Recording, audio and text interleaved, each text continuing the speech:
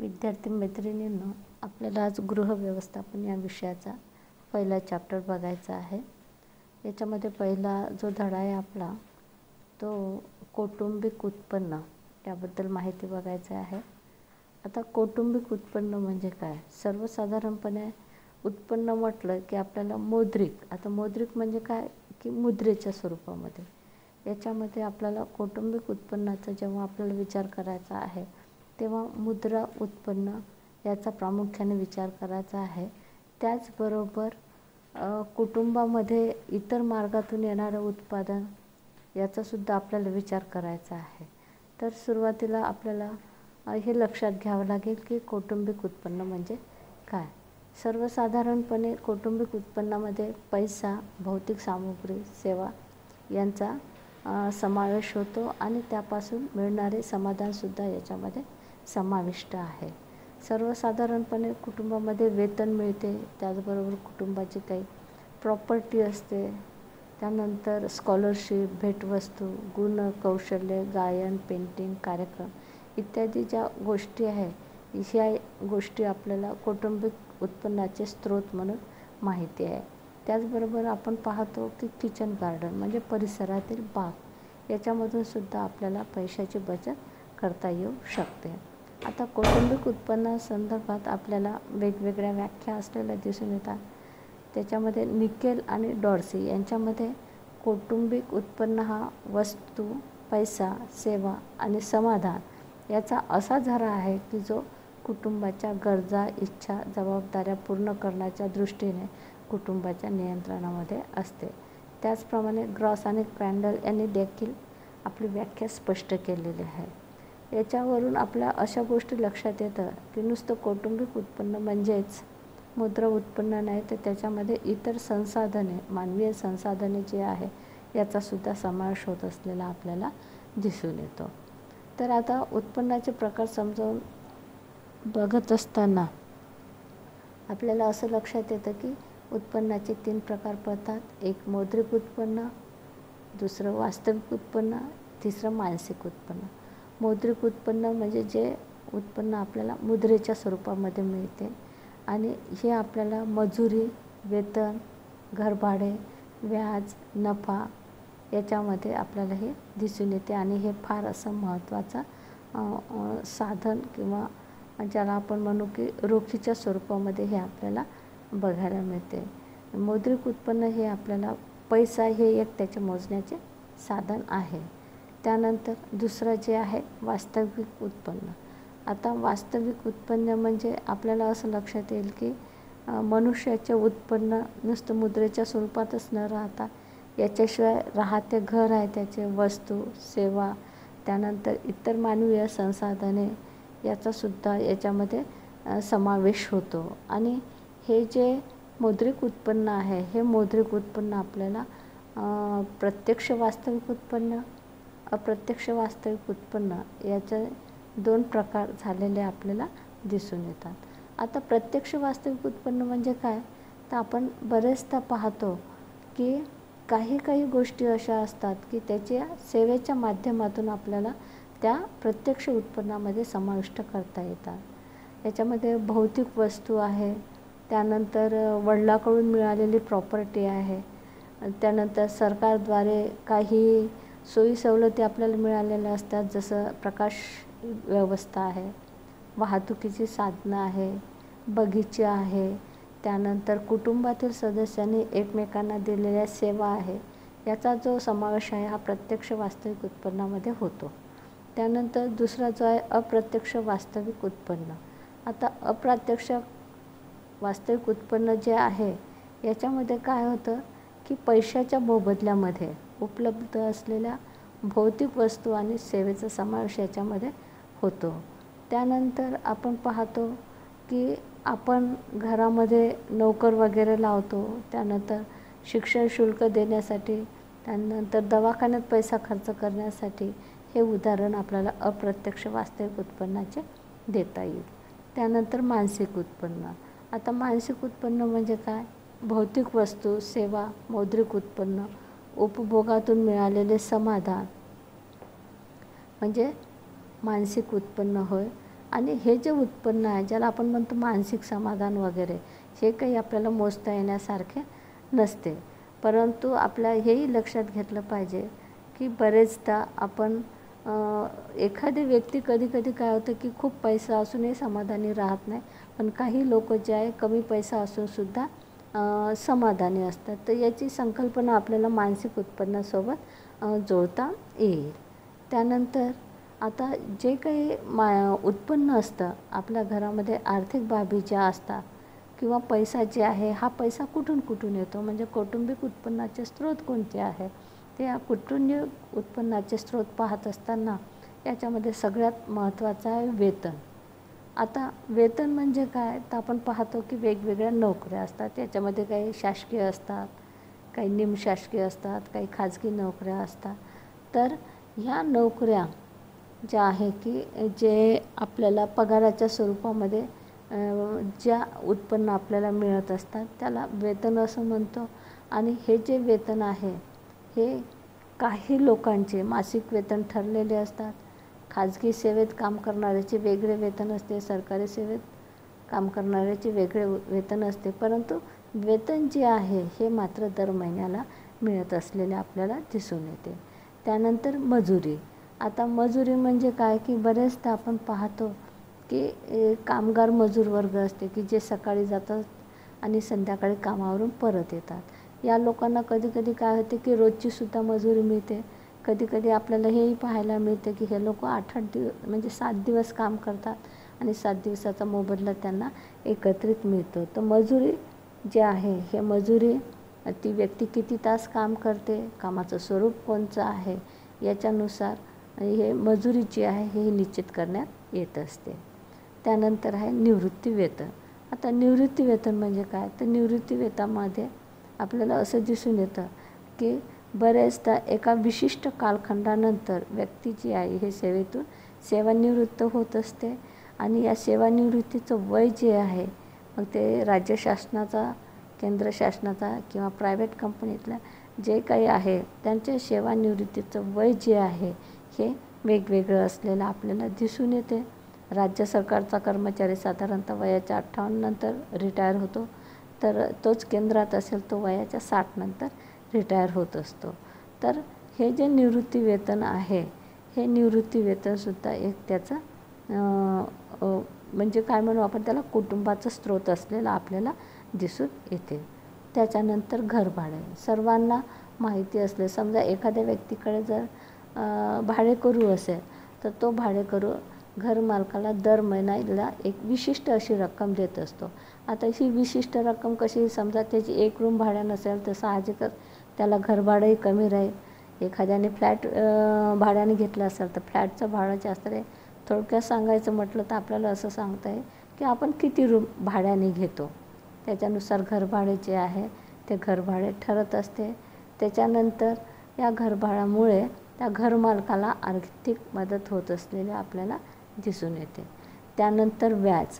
आता व्याजामध्ये असं सांगता येईल की काही बँकेचे सर्टिफिकेट आपण काढतो, पोस्ट ऑफिसचे काढतो किंवा बँकेमध्ये आपल्याजवळ असलेला पैसा जो आहे हा पैसा आपण ठेवतो काही कालावधीसाठी. तर त्याच्यावरती जे आपल्याला व्याज मिळते, चक्रवाढ दराने व्याज जर मिळाले तर जास्त ठेवीदारास फायदा होत असलेला आपल्याला दिसून येतो. त्याच्यानंतर लाभांश आहे. आता लाभांशमध्ये काय आहे की एखाद्या व्यक्तीनं विशिष्ट कंपनीचे शेअर्स खरेदी केले असेल आणि त्या कंपनीच्या नफ्यातून त्या व्यक्तीला लाभ जो आहे हा लाभ मिळू शकतो. आणि हा लाभ कसा मिळायचा, तर त्या व्यक्तीने किती शेअर्स घेतलेले आहे आणि त्या कंपनीला किती नफा झाला आहे याच्यावरती त्याचे प्रमाण अवलंबून असलेलं आपल्याला दिसून येतो. त्यानंतर नफा. आता नफा म्हणजे सर्वसाधारण काय, आपण त्याचं उदाहरण आपल्याला देता येईल की समजा तुम्ही एखादी वस्तू 200 रुपयाला विकत घेतली आणि ती वस्तू जी आहे तुम्ही दुसऱ्या व्यक्तीला 225ला विकली किंवा 250ला विकली. म्हणजे काय झालं की मूळ किंमत तुमची 200 रुपये निघाली आणि वरचा 50 रुपये तुमचा नफा झाला. तर हे नफा जे आहे हे नफा आपल्याला वेगवेगळ्या प्रकारचे व्यवसाय चालवून त्या व्यवसायातून आपल्याला नफा जो आहे हा नफा होत असलेला आपल्याला दिसून येतो. त्यानंतर कुटुंब कल्याण निधी किंवा परतावा. आता बरेचदा आपल्याला असं लक्षात होतं की व्यक्ती वयाच्या 58 किंवा 60 वर्षापर्यंत जेव्हा काम करतो तेव्हा त्या व्यक्तीला निवृत्ती वेतन मिळतच असते. कुटुंब कल्याण निधी जी आहे ही मिळतच असते. त्याच्यानंतर याच्याशिवाय आपण पाहतो की त्याला वैद्यकीय भत्ता मिळत असते, घरभाडे भत्ता मिळत असते. तो कोणत्या शहरात राहतो त्याच्यानुसार त्याला भत्ता मिळत असतो. तर याच्यामध्ये शिटीचा आकार जेवढा मोठा त्यानुसार त्या भत्ता जो आहे, शहर भत्ता जो आहे, तो शहर भत्ता मिळालेला आपल्याला दिसून येते. त्यानंतर आपण पाहतो ही जे कौटुंबिक उत्पन्न आहे हे कौटुंबिक उत्पन्न आपल्याला कशा पद्धतीने वाढवता येईल किंवा त्याला परस्पर पूरक मार्ग जे आहे ते कोणते असू शकतात.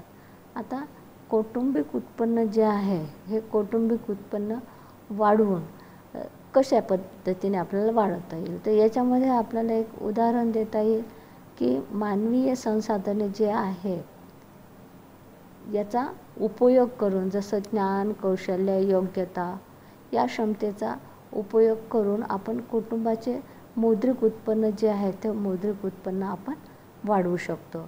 याच्यामध्ये आपण गृहउद्योग आहे, लघु उद्योग आहे.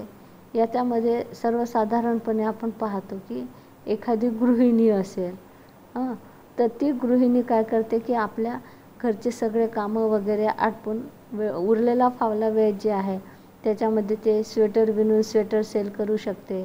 त्यानंतर भरतकाम करू शकते, शिलाई काम करू शकते, DTP वर्क आहे, स्क्रीन प्रिंटिंग आहे, बुटीक आहे, क्रोशिया आहे, ब्युटी पार्लर आहे.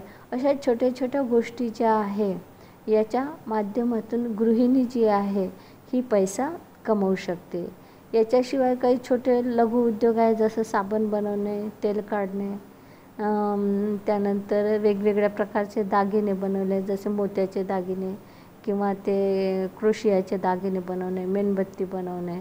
तर अशा पद्धतीचे जे लघु उद्योग आहे या लघु उद्योगाला सुद्धा सरकारने एक आर्थिक सहाय्य जे आहे हे आर्थिक सहाय्य दिल्यामुळे काय झालं आहे की गृहिणींना बराचसा उद्योग प्राप्त झाला आहे आणि त्याच्यातून ती अर्थार्जन करून आपल्या संसाराला हातभार लावू शकते की ज्याच्यामुळे राहणीमानाचा स्तर जो आहे त्या कुटुंबाचा चांगल्या पद्धतीचा राहू शकतो.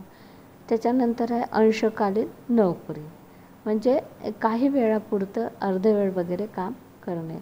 बरेचदा काय आहे की काही प्रमाणामध्ये म्हणजे पूर्ण वेळ तर नाही पण थोडा वेळ काढून किंवा पार्ट टाईम जॉब ज्याला आपण म्हणतो अशामध्ये एखाद्या काम जे आहे हे काही ठराविक तासापर्यंत जर केलं तर त्यानुसार काही पैसेसुद्धा प्राप्त होऊ शकतात. याच्यामध्ये आपल्याला कार्यालयीन कामामध्ये टायपिंगचं काम आहे, त्यानंतर हिशोब वगैरे ठेवणं आहे, त्यानंतर कॉल सेंटर्स आहे. त्यानंतर अशा ठिकाणी आपण पाहतो की मोठ्या सिटीमध्ये बरेचदा विद्यार्थी जे आहे हे विद्यार्थी सुट्ट्यांच्या दिवसामध्ये काही कामं करत असलेले आपल्याला दिसून येते. आणि याच्यामध्ये आजकाल चालत असलेले पिझ्झा सेंटर्स आहे, हे मुलं होम डिलेवरी करतात आणि त्या डिलेवरीनुसार त्या मुलांना पैसे जे आहे ते पैसे मिळू शकतात. म्हणजे विद्यार्थी जो आहे आपल्या फावल्या वेळाचा किंवा रिकाम्या वेळेचा उपयोग करून तो सुट्टीच्या कालावधीमध्ये पैसा प्राप्त करू शकतो. त्यानंतर शिकवणी वर्ग किंवा छंद वर्ग. आता शिकवणी वर्ग, ट्युशन्स तुम्हाला माहिती आहे. आजकाल आपण पाहतो की या शिकवणी वर्ग जे आहे याच्यामध्ये शिकवणी करून बरेचदा फावल्या वेळेचा उपयोग व्यक्ती करू शकते किंवा आपण पाहतो की मोठमोठ्या प्रमाणावरती शिकवणी वर्ग उघडून त्याच्यामधून खूप मोठ्या प्रमाणामध्ये आर्थिक जे बाजू आहे ती मजबूत होत असलेलं आपल्याला दिसून येते. याच्याशिवाय काही छंद वर्ग आहे, जसे डान्स क्लास आहे, त्यानंतर पेंटिंगचे क्लासेस आहे. असे वेगवेगळे क्लास की जिथे आपला छंदही जोपासला जातो आणि आपल्याला अर्थार्जन म्हणजे पैसाही प्राप्त होत असतो. त्यानंतर आपल्याला अन्न संरक्षित करणे आणि साठवण करणे. आता याच्यामध्ये आपल्याला सांगता येईल की जे लघु उद्योग आहे याच्यामध्ये लोणची, चटण्या, जाम, सरबत ह्या ज्या गोष्टी आहे ह्या म्हणजे संरक्षित केल्या जाते, त्या खराब होणार नाही या दृष्टिकोनातून त्याची साठवण केली जाते. त्यानंतर परसबाग. अलीकडच्याच काळामध्ये हा परसबाग किंवा किचन गार्डनिंग ज्याला आपण म्हणतो, याच्यामध्ये काय आहे की आपल्या घराच्या अंगणात किंवा अंगण नसेल तर घराच्या गच्चीवर आपण काही फळभाज्या लावू शकतो. भाज्यामध्ये पालक, कोथिंबीर वगैरे आहे, ह्या गोष्टी, मेथी, ह्या गोष्टी घेऊ शकता. याच्याशिवाय लिंबू, पेरू, पपई, आंबा इत्यादीची जी झाडं आहे ही झाडे लावून आपण पाहतो की याचा उपयोग जो आहे हा उपयोग आपल्याला करता येऊ शकतो. त्यानंतर भौतिक संसाधनाचा उपयोग करणे. आता भौतिक संसाधनाचा उपयोग करत असताना आपल्याला असं दिसून येतं की समजा एखाद्या कुटुंबामध्ये 4 रूम्स असतील, तर त्या 4 रूम्सपैकी 2 रूममध्ये राहून 2 रूम जर भाड्याने दिला तर त्याच्यापासूनसुद्धा आपल्याला पैसा मिळू शकतो. त्यानंतर योग्य बचत व गुंतवणूक. आता भविष्यात जसं की आपल्याला उदाहरण देता येईल की मुलीचे लग्न आहे, मुलांचा शिक्षणाचा खर्च आहे, त्याच्यासाठी जी आर्थिक बाजू आहे या आर्थिक बाजूचा विचार करत असताना तो पैसा बचत कसा करून ठेवता येईल किंवा काही सर्टिफिकेट घेऊन ते काही वर्षांनी जर रिन्यू केले तर त्याच्यामधून सुद्धा आपल्याला पैसा जो आहे तो पैसा मिळतो आणि त्याच्यामुळे काय होतं की आपली बचत ही चांगल्या पद्धतीने होऊ शकते. आता कौटुंबिक उत्पन्न जे आहे हे कौटुंबिक उत्पन्न पूरक होण्याचे मार्ग कोणते आहे, तर याच्यामध्ये आपल्याला लघुगृह उद्योग, त्यानंतर अंशकालीन नोकरी, शिकवणी, छंद वर्ग, अन्न संरक्षित करणे, साठवणूक करणे, परसबाग करणे, भौतिक संसाधनाचा उपयोग करणे, योग्य बचत व गुंतवणूक करणे, त्यानंतर खर्चात कपात करणे, विवेकपूर्ण काटकसर करणे, त्यानंतर योग्य प्रकारे खर्च करणे, शासकीय सुविधा बघणे आणि कुटुंबातील सेवा किंवा मदत पाहणे. आता याच्यामधला खर्चात कपात करून आपल्याला कौटुंबिक उत्पन्नाचे पूरक मार्ग कसे आहे हे पाहत असताना खर्चात कपात जर करायचे झालं तर याच्यामध्ये आपल्याला बरेचदा असंही लक्षात येतं की विवेकपूर्ण जेव्हा आपल्याला काटकसर करायची असते तेव्हा आपण जर बाहेर जेवायला गेलो तर बाहेर बरेचसे गोष्टी ज्या आहे ह्या महाग असतात आणि समजा तुमचं 1000 रुपयाचं 2-3 लोकांचं बाहेर जेवण होत असेल तर त्या 1000 रुपयाच्या किराण्यामध्ये तुम्ही 7 ते 8 दिवस म्हणजे आता फॅमिली मेंबर किती आहे त्याच्यानुसार तुम्ही काटकसर करून त्या गोष्टी ज्या आहेत त्या तुम्ही टाळू शकता. म्हणजे बाहेर जेवायला जाण्यापेक्षा घरीच पौष्टिक आहार जो आहे तो तुम्ही घेतला तर साहजिकच तिथे तुमची पैशाची बचत होऊ शकते. त्याच्यानंतर काही लोकांना सवय असते दर आठवड्याला बाहेर जाणं, शॉपिंग करणं, जेवण करणं, तर ह्या ज्या गोष्टी आहे ह्या गोष्टी आपण म्हणजे टाळल्या तर आपली बरीचशी बचत जी आहे ती बचत होऊ शकते. त्यानंतर एखाद्या वस्तूची जर खरेदी करायची झाली त्याच्यामध्ये आपण गेलं एकाच दुकानात तिथे वस्तू पाहिली आणि घेतली असं करायचं नाही, तर त्याऐवजी 4 दुकानामध्ये त्या वस्तूचे भाव बघायचे आणि त्याच्यानंतरच आपल्याला अपेक्षित असलेली चांगली वाटते अशा प्रकारची वस्तू थोडंफार बार्गनिंग करून आपण ती खरेदी करू शकतो. म्हणजे तिथेही आपली बचत जी आहे पैशाची ती बचत होऊ शकते. त्यानंतर बरेचदा काय होतं की आपण एखादी वस्तू जी आहे ही वस्तू खरेदी करत असताना कधी काय होतं की खूप महाग वस्तू घेण्यापेक्षा थोड्याशा कमी भावाच्या वस्तू घेतल्या तरी चालू शकते. त्याच्यामध्ये आपण पाहतो की बरेचदा होलसेलमध्ये भाज्या घेतात तेव्हा त्या स्वस्तात पडतात किंवा काही दुकानं असे असतात की त्या दुकानातून म्हणजे किराणा वगैरे घेतला तर तो आपल्याला स्वस्त पडू शकतो. आणि बरेचदा आपण हेही पाहतो की एखाद्या समजा कुठली भाजी स्वस्त झाली, आता भाजी म्हणजे हिरवी भाजी नाही, तर जसे कांदे झाले किंवा लसूण झाले, हे विशिष्ट कालावधीमध्ये कसे त्याचे मार्केट डाऊन होते. तर अशा वेळेस हे जर आपण कांदे लसूण वगैरे स्टोअर करून ठेवले तर आपली तिथे बचत होऊ शकते. त्यानंतर शासकीय सुविधा किंवा सेवेचा उपयोग. आता याच्यामध्ये आपल्याला असं पाहता येईल की बरेचदा काय होतं की आपण पाहतो की शासकीय सेवा, आता शासकीय सेवेमध्ये काही की दवाखाने आहे, शाळा महाविद्यालय आहे. आता जसं एखाद्या प्रायव्हेट शाळेमध्ये जर तुम्ही ॲडमिशन घेतो म्हटलं, तिथं मंथली फी खूप राहते, तिचा खर्च खूप राहतो. पण तेच एखाद्या सरकारी शाळेमध्ये जर मुलाला टाकतो म्हटलं तर तिथे फी नगण्यच असते, शाळेचा खर्चही कमी असतो. म्हणजे इथे तुमचा पैसा जो आहे तो बचत होऊ शकतो. त्यानंतर प्रायव्हेट हॉस्पिटलमध्ये खर्च करण्यापेक्षा आपण सरकारी दवाखान्यात जर एखाद्या आजारावर ट्रीटमेंट करत असेल तर तिथेसुद्धा तुमचे पैसे जे आहे त्या पैशाची बचत होऊ शकते. त्यानंतर आपण पाहतो की कुटुंबातील सदस्यांची सेवा किंवा मदत. आता याच्यामध्ये आपल्याला सांगता येईल की कुटुंबातील व्यक्ती, एखादी गृहिणी जर समजा ती आपल्या घरी कपडे शिवत असेल आणि त्या शिवणकामातून जर तिला पैसे मिळत असेल तर ती फार अशी मोठी उपलब्धी होऊ शकते.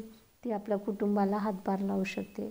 याच्याशिवाय घरच्या घरी पंखे दुरुस्ती आहे किंवा काही पैशाची बचत आहे, ही बचत जर केली तर ते अधिक चांगलं होऊ शकते. जसं छोट्या मुलांना लहानपणापासूनच जर बचतीचे सवय लागले, ते तुम्हाला माहिती असेल की छोटे छोटे असे पिगी बँक किंवा आपण पाहतो की असे मातीचे गल्ले असतात केलेले, त्याच्यामध्ये मुलांना चिल्लर पैसे दिले की ते टाकतात आणि ते बचतीची सवय जी आहे ती सवय मुलाला लहानपणापासूनच लागू शकते. तर अशा पद्धतीने आपण पाहतो की ही जी बचत आहे या बचतीची सवयसुद्धा आपल्याला लागू शकते आणि ती आवड पहिल्यापासूनच मुलामध्ये लागते. म्हणजे इथे काय होतं की मूल जे आहे हे गृहिणीचं किंवा घरातील जे मोठी व्यक्ती आहे त्या मोठी व्यक्तीचं कसं अनुकरण करत असते. तर अशा पद्धतीने आपला हे जो विषय आहे की घरासाठी जेव्हा अर्थार्जनाचा आपण विचार करतो, म्हणजे कौटुंबिक उत्पन्नाचा जेव्हा आपण विचार करतो तेव्हा ह्या सर्व बाबी ज्या आहे ह्या बाबी आपण लक्षात घेतलं पाहिजे. विद्यार्थी मैत्रिणींनो, तुम्ही गृहव्यवस्थापनाची पुस्तकं घेतलेच असेल. हा धडा जेव्हा कधी तुम्ही हा व्हिडिओ बघाल तेव्हा धडा समोर घेऊन बसा. आणि आता याच्यामध्ये तुम्हाला हा स्वाध्याय दिलेला आहे, तर हा स्वाध्याय तुम्ही सोडून बघायचा आहे होमवर्क म्हणून. आणि समजा काही तुम्हाला प्रॉब्लेम असा तर तुम्ही मला कधीही फोन करू शकता, आमचे फोन नंबर तुमच्याकडे आहे. तर अशा पद्धतीने आपला हा पहिला जो लेसन आहे हा लेसन संपलेला आहे.